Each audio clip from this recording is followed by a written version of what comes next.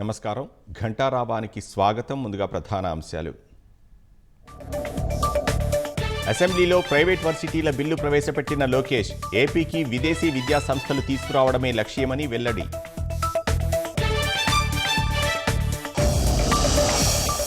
పురుషులకు పట్టణాల్లో పొదుపు సంఘాలు ఏర్పాటు, త్వరలో గ్రామీణ ప్రాంతాలకు విస్తరిస్తామన్న మంత్రి నారాయణ.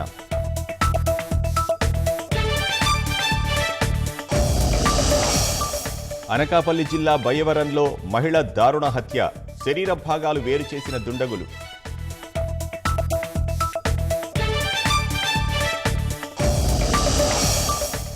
మహారాష్ట్రలో ఔరంగజేబ్ సమాధి తొలగించాలని డిమాండ్, 2 వర్గాల మధ్య ఘర్షణ, నాగపూర్లో కర్ఫ్యూ విధింపు.